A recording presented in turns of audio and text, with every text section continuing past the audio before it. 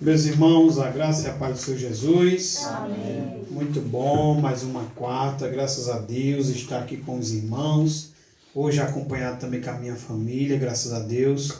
Também a nossa irmã Silvânia com sua família. Nosso irmão Marival também que veio nos acompanhando. E rever vocês, né? Que tem sido fruto desse trabalho, que tem sido, como disse o irmão Ismael, o Senhor tem sido bom, né? Para cada um de nós. Graças a Deus.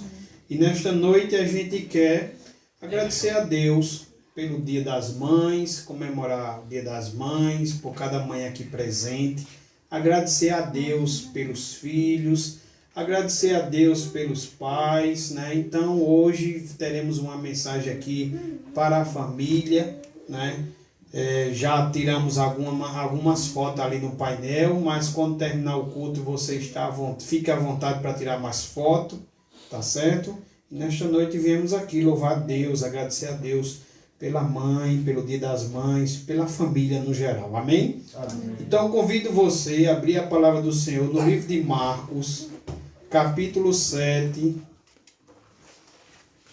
Marcos, capítulo 7. Vamos falar hoje sobre a vitória de uma mãe. E essa mãe ela é vitoriosa porque ela é uma mãe intercessora.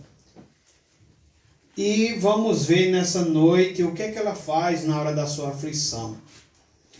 Lembrando que é um texto voltado, assim, pode ser um texto muito bom para acerca da mãe, acerca dos filhos, mas é em geral para toda a família, né? Quem é a família que não precisa estar aos pés do Senhor?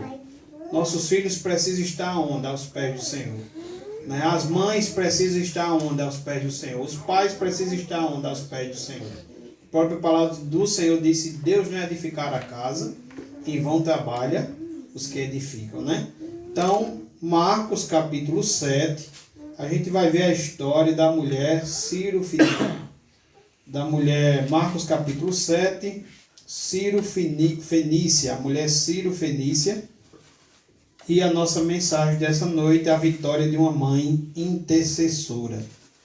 A partir do versículo 24, Marcos 7, a partir do versículo 24.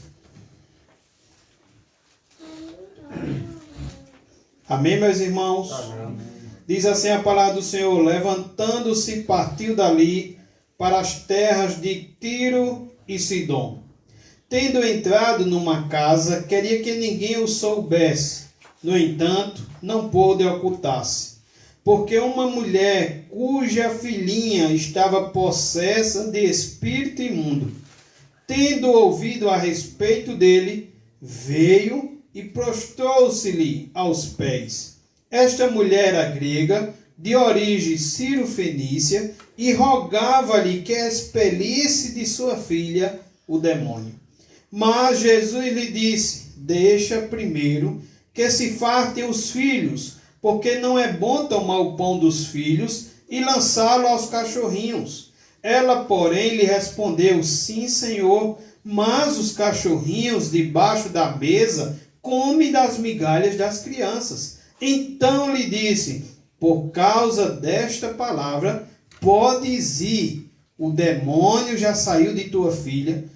E voltando ela para casa, achou a menina sobre a cama, pois o demônio a deixara.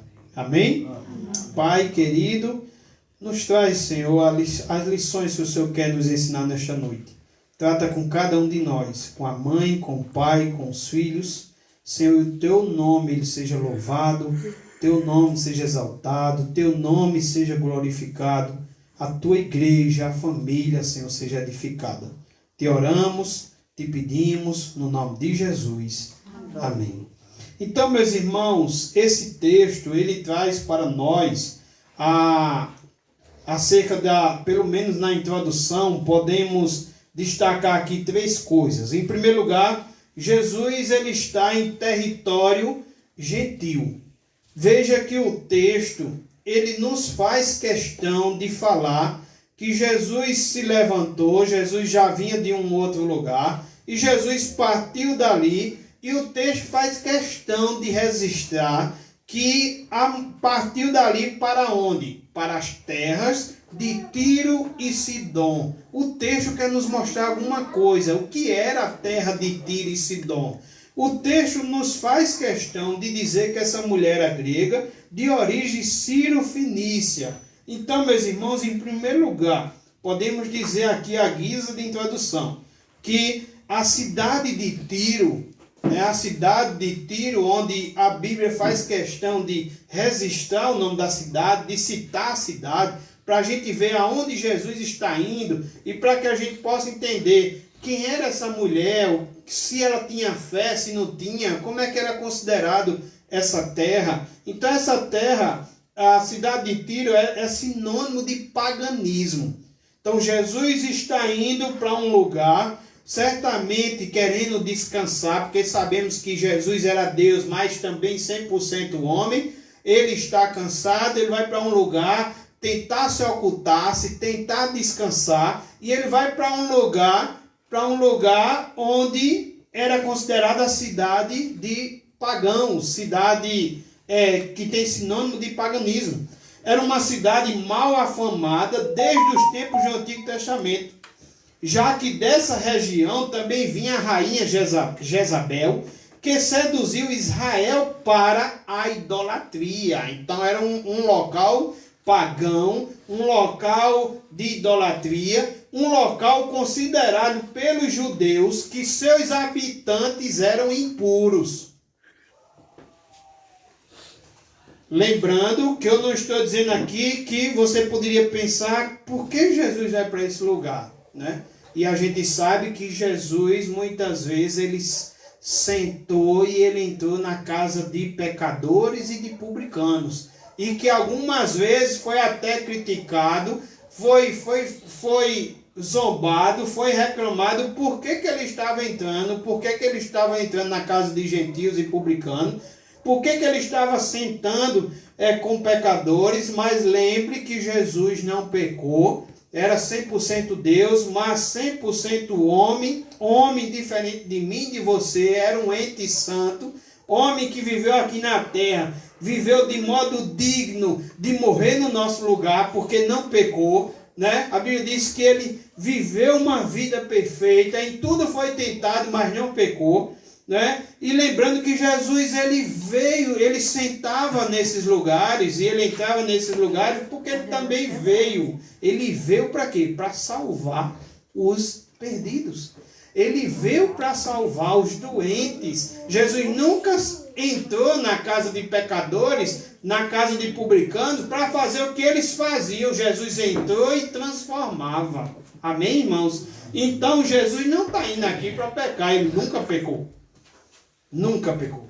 Jesus está indo, o texto diz que ele estava aí buscando um lugar de descanso, né? Um lugar de descanso, tentando se ocultar, né? Uma terra que só tinha gente pagã. Então certamente o mestre ia descansar também, né? As pessoas não iam procurá-lo, porque eram pessoas pagãs, pessoas idólatras. Os judeus consideravam essas pessoas como cães impuros, né? Em segundo lugar, eu quero ainda na introdução dizer que Jesus está com isso quebrando o conceito judaico da impureza. Jesus ele está provando aqui para os judeus, ele já havia provado em alguns versículos antes, que todos os alimentos tinham se tornado puros, né? Que não existia alimentos impuros. E agora Jesus está revelando que não há pessoas impuras. Jesus, quando ele decide e pregar o evangelho a toda criatura, né? Então Jesus revela aqui, né, para nós que não há pessoas impuras. Jesus entra na terra dos gentios sem ser contaminado, né? Jesus rejeita essa distinção que os judeus consideravam essas pessoas impuras e torna claro que o evangelho é para todos.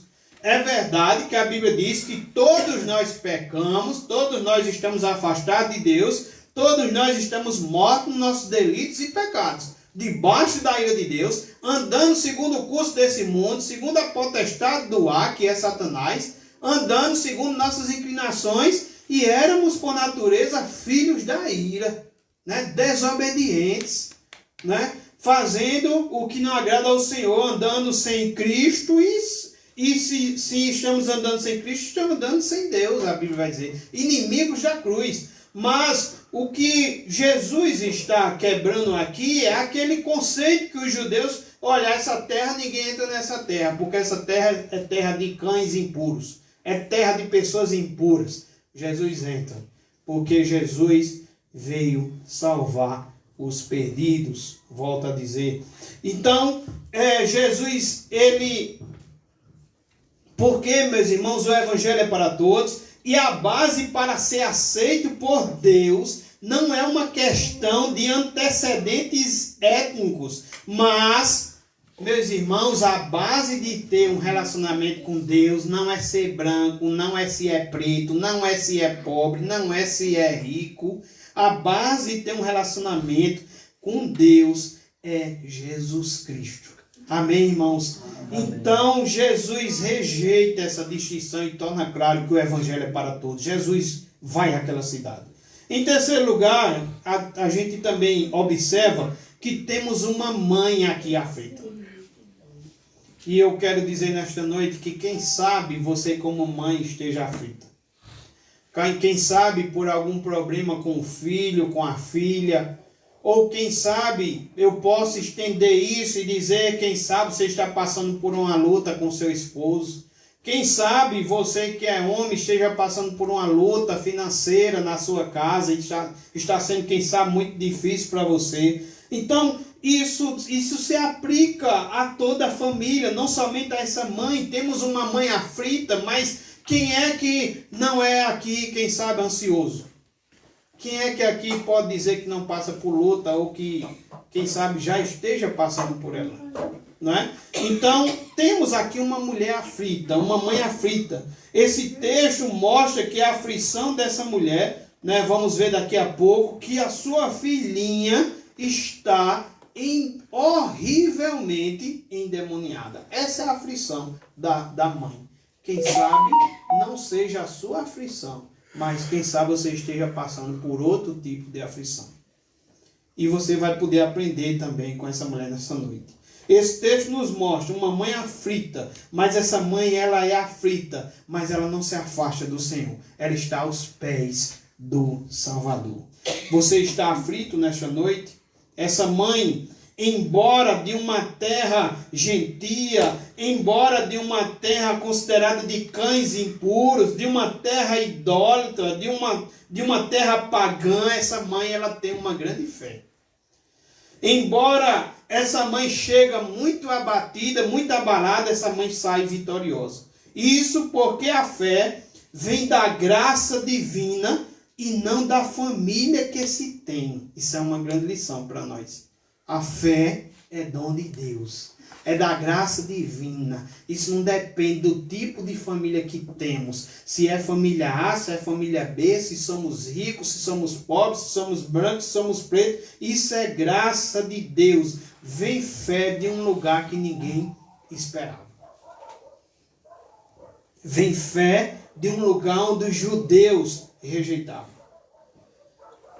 Então, a fé vem da graça divina e não da família que se tem ou da igreja que se frequenta. Dito essas três coisas, você já sabendo agora de onde, como era a terra de Tiro e Sidom, você já sabendo que Jesus quebra esse conceito de rejeitar essa terra, de rejeitar esse povo, e Jesus vai lá de uma forma que Jesus não se contamina. Você já observando agora que agora temos uma mulher aflita. Eu quero ver com você algumas lições nessa noite. Lembrando do nosso tema, a vitória de uma mãe intercessora. A primeira lição nessa noite, a gente vê nos versículos 25 ao 26, que uma mãe, e pode se encaixar como pai também, uma mãe intercessora, tem discernimento sobre o que está acontecendo com os seus filhos? Será que você tem discernimento com o que está acontecendo com seus filhos? Será que você tem discernimento com o que está acontecendo, quem sabe, no seu casamento? Se seu casamento está bem ou se seu casamento está mal. Se seu casamento está mal, será que você sabe o motivo? Se você está passando por alguma aflição com seus filhos, será que você tem discernimento de saber o que é que está acontecendo com seus filhos? Qual é o motivo? Qual é o inimigo? Será que nós temos esse discernimento de saber o que está acontecendo, irmãos, com as nossas situações? Então, primeira lição nesta noite: uma mãe intercessora, ela é uma mãe que tem discernimento. O que é discernimento? Ela enxerga o que está acontecendo. Ela sabe o que está acontecendo. Ela descobre o que está acontecendo. E essa mãe, ela tem discernimento sobre o que está acontecendo com os seus filhos. O versículo 25 diz assim, acompanhe a Bíblia: porque uma mulher cuja filhinha estava possessa de espírito imundo. Veja, a filha está possessa e ainda diz de um espírito imundo. Tendo ouvido a respeito dele, e esse dele aqui é Jesus Cristo, ela ouviu falar de Jesus. O que é que essa mulher faz? O texto diz: veio e prostrou-se-lhe aos pés. No versículo 26, esta mulher era grega, de origem cirofenícia, os irmãos já sabem aí de onde vem, e rogava-lhe, irmãos, que expelisse de sua filha o demônio. Então essa mãe, ela tem discernimento, ela sabe qual é o problema da sua filha. Ela sabe qual é o problema da sua filha. Ela, ouvindo falar de Jesus, ela se prostra aos pés de Jesus, ela roga a Jesus, e o pedido dela é que expelisse de sua filha o demônio. Ela sabe o que está acontecendo. Então, meus irmãos, esse texto nos dá pelo menos 3 lições. Em primeiro lugar, ela discerne o problema que atinge sua filha. No versículo 25, a gente observa dizendo: filhinha estava possessa, e diz de espírito imundo, ou espírito maligno, né? Espírito imundo. E, tendo ouvido a respeito dele, veio e prostrou-se-lhe aos pés. Então essa mãe, ela sabia quem era o inimigo da sua filha. Ela sabia que o problema da sua filha era espiritual. Meus irmãos, há muitas pessoas que acham que o problema dos nossos filhos, às vezes, são outros. Mas ela discerne, ela sabe que o problema da sua filha é espiritual. Ela tem consciência que existe um inimigo real. Ela está atenta, ela tem discernimento. Ela não está brincando, né, com a situação. Ela sabe que sua filha está sofrendo horrivelmente e sabe que é endemoniada. Então, ela tem consciência, ela sabe que existe um inimigo real que está conspirando, está tramando, está destruindo sua família. Então, primeira coisa que a gente percebe é que ela discerne o problema que atinge sua filha. Espere em Deus que nós venhamos discernir o problema em cada área de nossas vidas. Amém, irmãos? Amém. Em segundo lugar, ela discerne a solução do problema que atinge sua filha.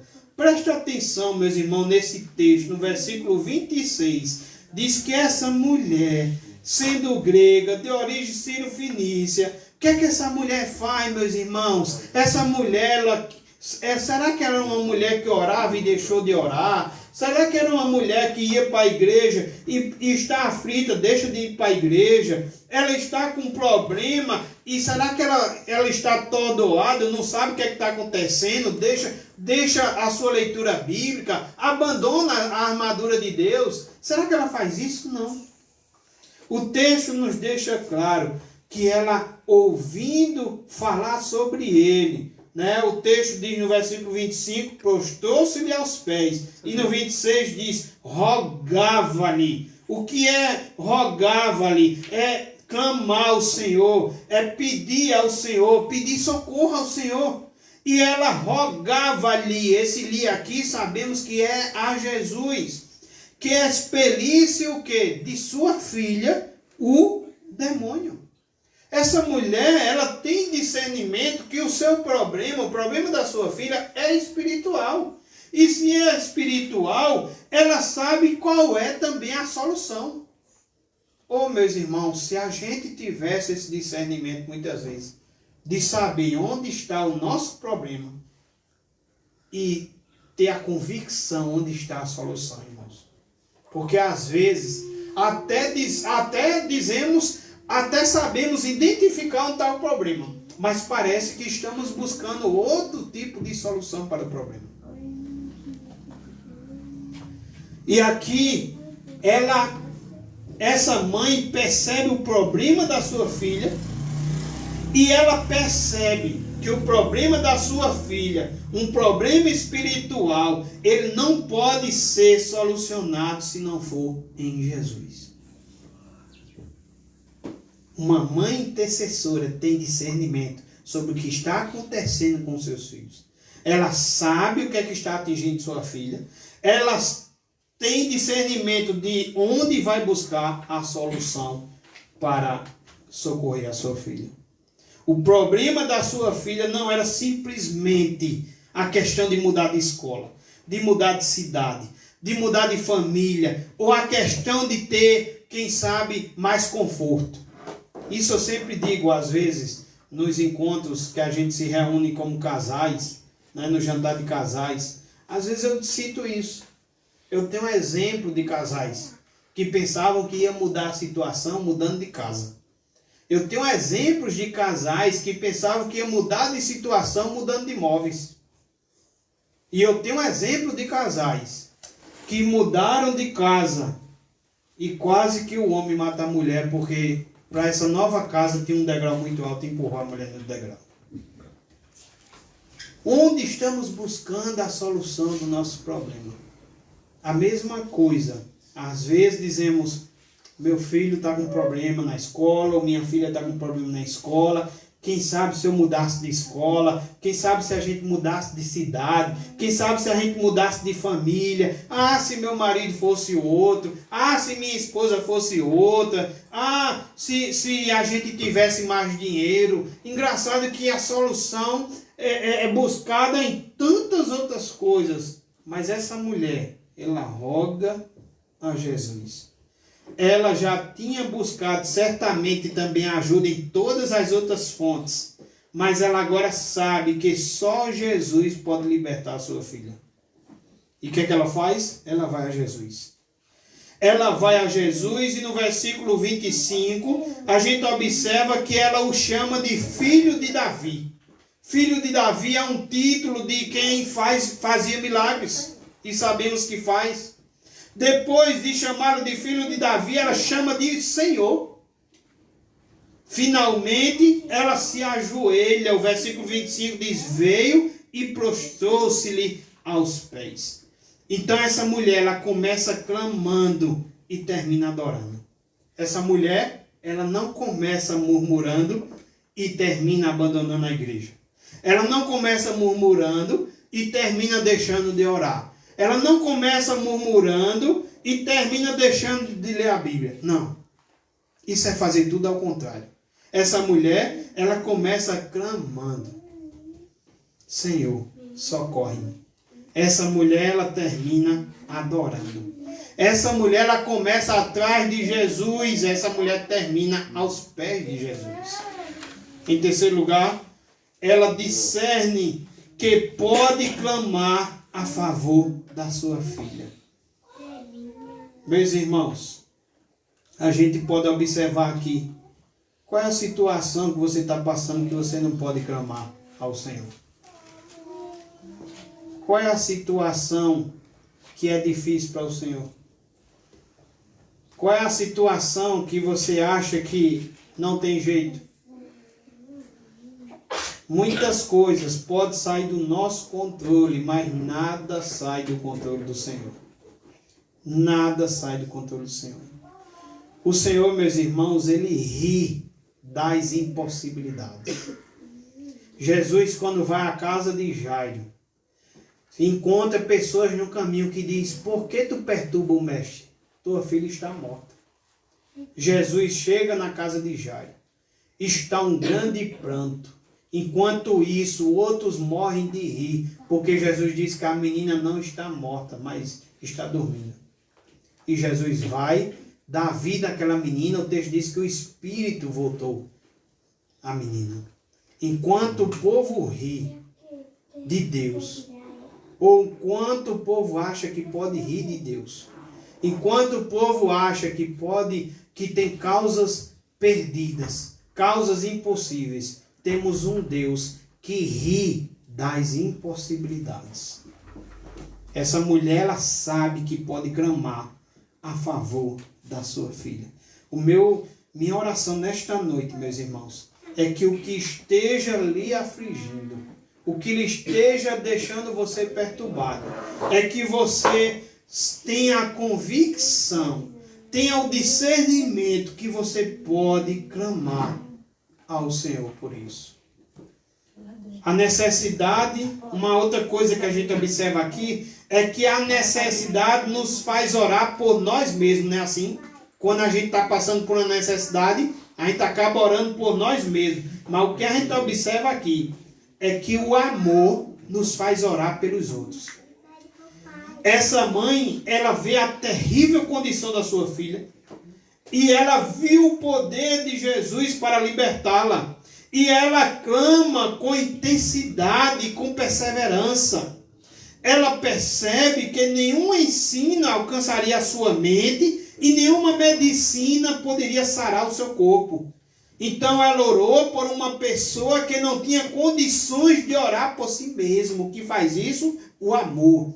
A necessidade nos faz orar por nós mesmos, mas o amor nos faz orar pelos outros. Essa mãe, com amor de mãe, com amor, sofrendo também ali pelo sofrimento da filha, ela ora pela filha, né?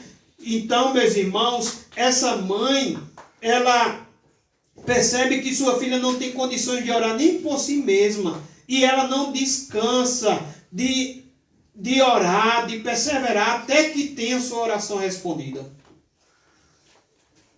A gente observa que pela oração ela obteve a cura que nenhum recurso humano poderia dar.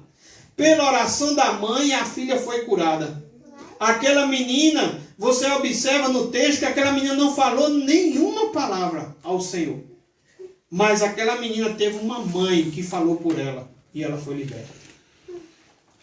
Alguém já disse que onde há uma mãe em oração, sempre há esperança.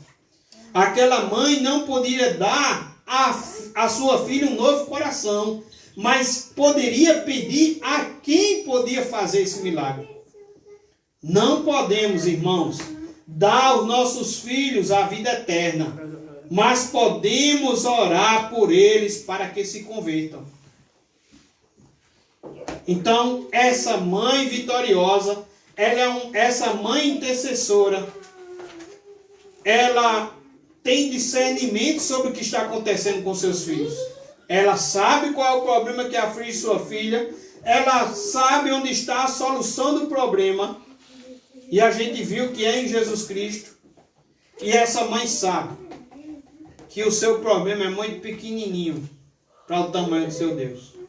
E ela clama, ela sabe que pode clamar pela sua filha. Segunda lição nesta noite é que a gente observa também que essa mãe intercessora, ela transforma, grave bem essa palavra, ela transforma a necessidade em adoração. Ela transforma a necessidade em adoração. Em primeiro lugar, seu clamor foi por misericórdia, versículo 26. Esta mulher, a grega, de origem sírio-fenícia, e rogava-lhe que expelisse de sua filha o demônio. Ela está aflita e precisa de ajuda. Ela pede ajuda, meus irmãos, a quem pode ajudar. Ela não se transforma, ela não se conforma de ver sua filha sendo destruída. Então, meus irmãos, ela pega a sua necessidade e transforma em adoração. Ela transforma essa necessidade em adoração, levando sua dor a Jesus. Ela viu os problemas como oportunidade. Oh, meus irmãos, se a gente fizesse isso, ver os nossos problemas como oportunidade de se derramar aos pés do Salvador. O sofrimento levou ela ao caminho do encontro com Deus. Aquela mãe transformou sua necessidade em oportunidade para encontrar-se com Cristo. Transformou a necessidade em oportunidade de prostrar-se aos pés do Senhor. Transformou o problema no altar da adoração. Que possamos aprender com essa mulher nesta noite. Que o Senhor escreveu para a gente aprender com ela. Para a gente ver que é possível. E para a gente ver que nos nossos momentos de aflições, de interrogações, nos nossos momentos de solidão, de aflições, temos uma grande oportunidade de transformar essa necessidade em adoração. Em segundo lugar, seu clamor foi com senso de urgência. Será que quando você passa por aflições, será que você transforma em adoração?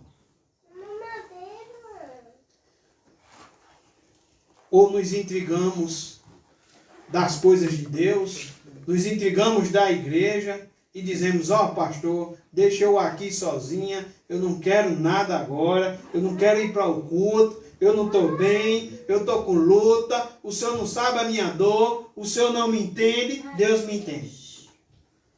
Mas a mulher não faz isso. Outros exemplos na Bíblia não vemos também fazendo isso. Ela transforma a sua necessidade em adoração. Ela clama por misericórdia, ela está aos pés do Senhor. Mas uma coisa que a gente observa também é que ela faz isso com urgência. Ela não deixa para depois. Não, esse domingo eu não vou não, eu vou no outro. Não, essa quarta eu não vou não, estou com problema, eu vou na outra quarta. Não, essa quarta eu não entrego a minha vida a Jesus não, eu vou deixar para outra quarta. Ela faz isso com urgência. Versículo 25. Porque uma mulher cujo filhinho estava possesso de espírito imundo, tendo ouvido a respeito dele, essa mulher não deixa para amanhã, para depois. O texto diz que veio e prostrou-se-lhe aos pés. Aquela mãe, ela não perdeu a oportunidade. Aquela, meus irmãos, foi a única vez durante o seu ministério que Jesus saiu dos limites da Palestina e foi às terras de Tiro e Sidom. A única vez que Jesus estava ali, na terra de Tiro e de Sidom. E essa mulher não perde a oportunidade. Quem de nós podemos ficar... Tiago vai dizer que muitas vezes a gente fica... Tal ano vou fazer isso, tal ano vou fazer aquilo. Esquecemos de dizer se Deus quiser. A gente vê outro homem na Bíblia com muita abundância, diz que vai derrubar seu celeiro, vai fazer um outro celeiro, e ele acha que aquela abundância agora vai segurar o resto da vida dele. Ele não vai passar mais fome, não vai passar mais necessidade, ele está ostentando, cheio de riqueza, e acha até que pode até dizer à sua alma, acalma-te, regala-te, como quem vai ter sustento para o resto da vida, e como se aquilo fosse tudo na vida. Aí Deus chega para ele e diz, louco, hoje mesmo pedirão a tua alma.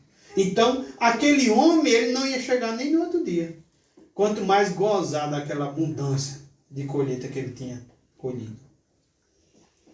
Então, meus irmãos, o nosso clamor precisa ser com urgência. Tem uma historinha que diz o seguinte: se você visse seu filho numa casa pegando fogo, qual seria seu senso seria de urgência? Você correria logo para salvá-lo? Ou você deixaria para amanhã ou para depois? E acerca da salvação dos seus filhos? Você tem senso de urgência? Da salvação eterna? Estamos falando de uma casa no incêndio. Veja que a gente vai ter maior alvoroço, maior correria, maior pressa para salvar nossos filhos daquele incêndio, daquele acidente. E acerca da salvação, irmão, será que estamos deveríamos levar mais a sério ainda do que esse relato? E essa mulher, ela clama por misericórdia. Ela tem senso de urgência, sabe que a sua filha está sendo destruída. Ela diz em outro texto que ela diz, minha filha está sofrendo horrivelmente endemoniada. Meus irmãos, eu já vi várias pessoas endemoniadas. E teve um caso agora há pouco, nosso irmão Marivaldo estava presente. E teve um caso agora há pouco, que quando a gente passou, eu acho que um bom tempo, orando ao Senhor, clamando ao Senhor, para que aquele espírito fosse imundo, fosse embora. E quando aquele espírito imundo vai embora, depois de um bom tempo que a gente está ali clamando, pedindo socorro do Senhor, pedindo ajuda do Senhor, depois que aquele espírito imundo vai embora, aquele homem ele está com o corpo todo doído, ele está com as pernas doídas, ele está com os nervos fracos, ele está tonto, ele vai para o banheiro tomar banho e volta tonto. Parece uma pessoa que está sendo destruída, que estava sendo destruída. E essa mulher, ela está vendo isso na sua filha. E ela tem noção, ela tem discernimento. Por isso ela corre para Jesus e o seu senso é de urgência. As oportunidades passam. Então, meus irmãos, é tempo de mães, de pais, clamarem a Deus pelos seus filhos. É tempo das mães se unirem em oração pelos seus filhos. Precisamos ter um senso de urgência no nosso clamor. Em terceiro lugar, seu clamor também é cheio de empatia. Mateus capítulo 15, versículo 22, onde também traz a passagem, diz assim, e eis que uma mulher cananeia, que viera daquelas regiões, clamava, Senhor, filho de Davi, tem compaixão de mim. Minha filha está horrivelmente endemoniada. Olha como é o clamor dela. O clamor dela é, tem compaixão de mim. Quem é que está endemoniada? A filha. E ela está sofrendo tanto. Ela tem tanta empatia, que ela diz, tem compaixão de mim. E ela diz, socorre em mim. O problema da filha é o seu problema. Era sua filha que estava possessa. Mas ela sofria como se fosse a própria filha. A dor da sua filha era a sua dor. Na verdade, ela sentiu o sofrimento mais do que a própria filha. O sofrimento da filha era o seu sofrimento. A libertação da filha era a sua causa mais urgente. Uma terceira lição que podemos tirar nessa noite do texto é que uma mãe intercessora está disposta a enfrentar qualquer obstáculo para ver a filha liberta. Uma mãe intercessora. Ela não ora só uma vez. Ela não busca a Deus só uma vez. Ela não desiste no primeiro obstáculo. Ela está disposta a enfrentar qualquer obstáculo para ver a filha liberta. E aqui tiramos 3 lições. Em primeiro lugar, Mateus capítulo 15, versículo 23, observamos que o obstáculo do desprezo dos discípulos de Jesus. Mateus 15, 23. E os seus discípulos, aproximando-se, rogaram-lhe, despede-a, pois vem clamando atrás de nós. A mulher está nesse horrível sofrimento. E parece que os discípulos estão sem discernimento. A mãe tem discernimento. Mas os discípulos aqui parece que estão sem discernimento, estão sem visão. Os discípulos, em vez de atender essa mulher, os discípulos estão mandando Jesus despedir essa mulher.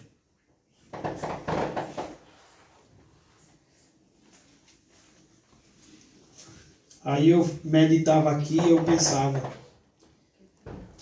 às vezes a gente deixa de ir para a igreja porque encontramos alguém que ia nos dar carona para a igreja e esqueceu de dar carona. Às vezes a gente deixa de ir para a igreja porque a gente chegou na igreja e achou que alguém está com a cara feia. Às vezes a gente deixa de ir para a igreja porque chegou na igreja, pensou que o irmão tal ia dar paz e não deu. Mas essa mulher ela não deixou hora nenhuma. Ela não abandonou o sofrimento da sua filha. Ela continua, mesmo encontrando os discípulos de Jesus, mandando despedi-la. Os discípulos aqui não pedem a Jesus para atender essa mãe. Os discípulos estão pedindo para Jesus despedir. Ela vai embora? Não vai embora. Não se importaram os discípulos com a dor dessa mãe, mas quiseram se ver livre dessa mãe. Quiseram se ver livre, desse problema. Eles não intercederam a favor dessa mãe. Na verdade, eles fizeram foi contra. Eles a desprezaram em vez de ajudá-la. Eles tentaram afastá-la de Jesus em vez de ajudá-la a se lançar aos pés do Salvador. Os discípulos foram movidos por irritação e não por compaixão. Essa mulher passa por esse obstáculo de ver os discípulos desprezando. Segundo obstáculo que essa mulher passa é a barreira do silêncio de Jesus. Mateus 15, versículo 23, diz: ele, porém, não lhe respondeu palavra. Meus irmãos, é quando você ora, busca, e às vezes no seu entendimento carnal, ou cego, ou descrente, ou murmurador, você não vê nada. Você diz: o Senhor parece que está no silêncio. A gente ora, parece que o menino não muda. A gente ora, e o esposo parece que não muda. Ora, a esposa parece que não muda. Em alguns casos, parece que a gente vê até, em vez de melhorar, piorando. E aqui a mulher vence também essa barreira do silêncio de Jesus. O silêncio de Jesus muitas vezes é pedagógico. Há momentos, meus irmãos, que os céus ficam em total silêncio diante do nosso clamor. Um exemplo é Jó. Jó ergueu aos céus 16 vezes a pergunta: por quê? Por que, Senhor? Por que eu estou sofrendo? Por que a minha dor não cessa? Por que os meus filhos morreram? Por que eu não morri no nascimento, ao nascer? Por que o Senhor não me mata de uma vez? A única resposta que ele ouviu foi o total silêncio de Deus. É mais fácil, meus irmãos, crer quando estamos cercados de milagres. E o difícil é continuar crendo e orando pelos filhos quando os céus estão em silêncio, quando as coisas parecem estar indo mal. Mas essa mulher vence essa barreira. Em terceiro lugar, a barreira da resposta de Jesus, versículo 27 e 28. Jesus diz: mas Jesus lhe disse: deixa primeiro, depois de ver os discípulos despedindo, depois de ver o silêncio de Jesus, Jesus depois responde: deixa primeiro que se fartem os filhos. Jesus diz isso a essa mulher: deixe primeiro que se fartem os filhos, porque não é bom tomar o pão dos filhos e lançá-lo aos cachorrinhos. Ela, porém, lhe respondeu. Essa mulher, mais uma vez, não desistiu. Ela disse: sim, Senhor, mas os cachorrinhos debaixo da mesa comem das migalhas das crianças.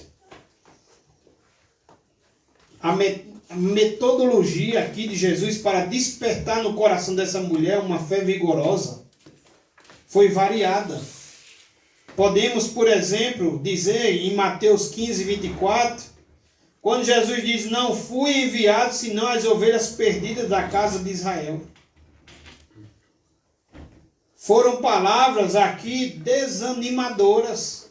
Deixa primeiro que se faça os filhos.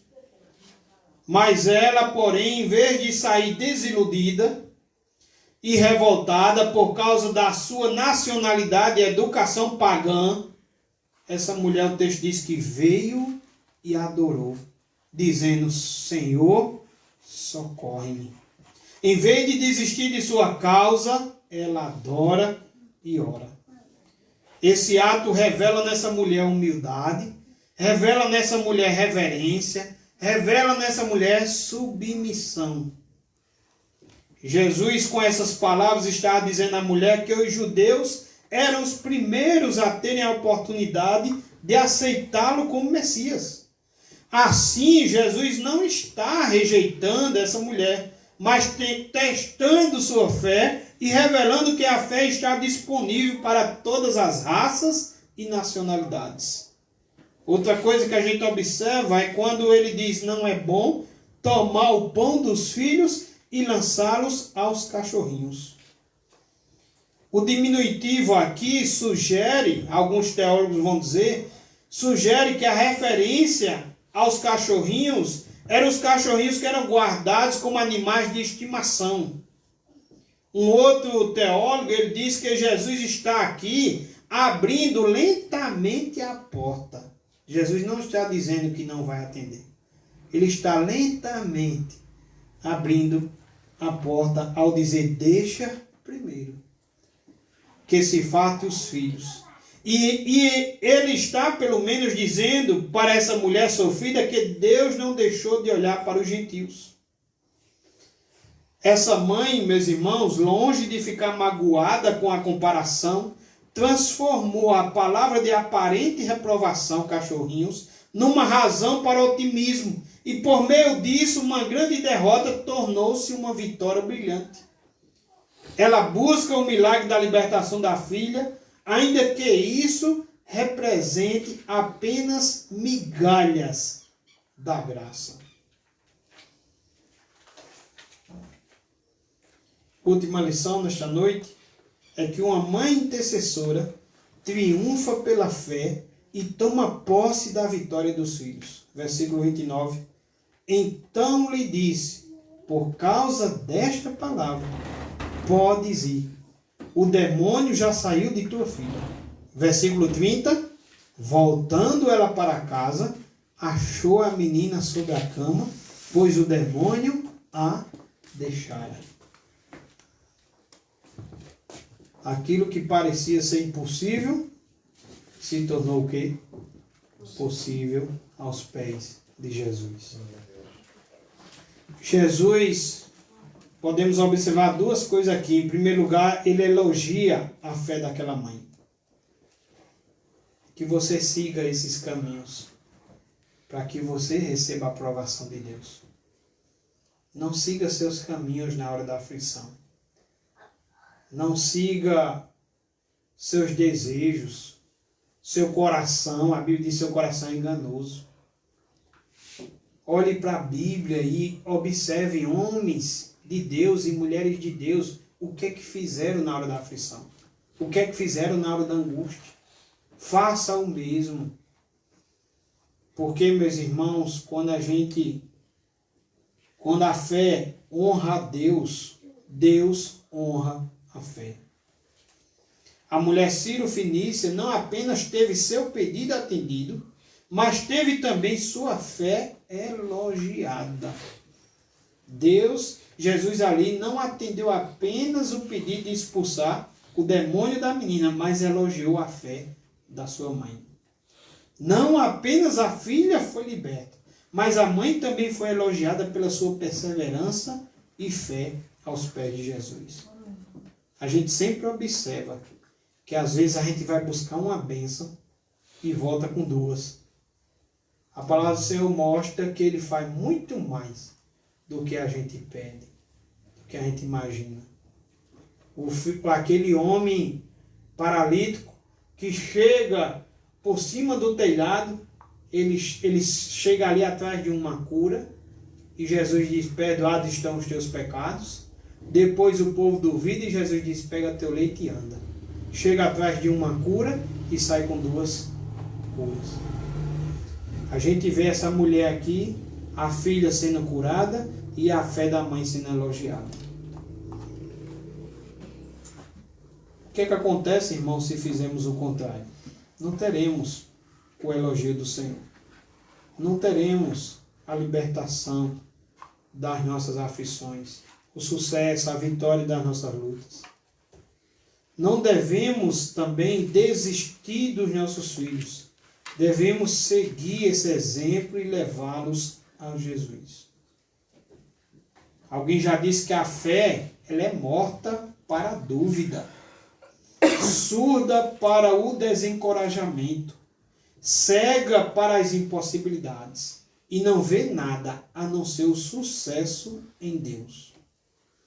Em segundo lugar, aquela mãe, além de ser elogiada, ter a fé elogiada, aquela mãe recebeu pela vitória de sua fé a libertação da sua filha. Versículo 29 e 30 já nos mostrou isso.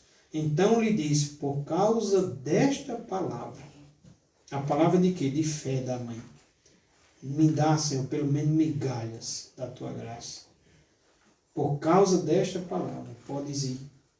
O demônio já saiu de tua filha. Versículo 30. Voltando ela para casa, achou a menina sobre a cama, pois o demônio a deixava. A menina está sobre a cama.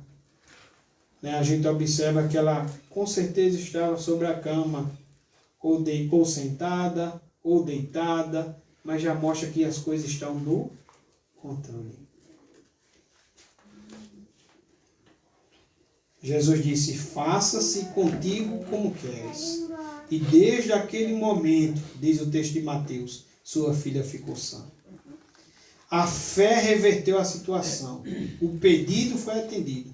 A bênção chegou e a fé venceu. Aquela mãe voltou para sua casa aliviada e encontrou sua filha liberta. Ela perseverou, ela se humilhou, ela adorou, ela orou, ela prevaleceu pela fé. A jovem aflita não orou por si mesma, mas sua mãe orou por ela. A fé da filha não foi medida, mas a de sua mãe o foi. Está vendo, irmãos? Que resposta. E, no entanto, a cura foi para a filha. A mãe reconheceu o senhorio de Cristo e clamou, ajuda-me, Senhor.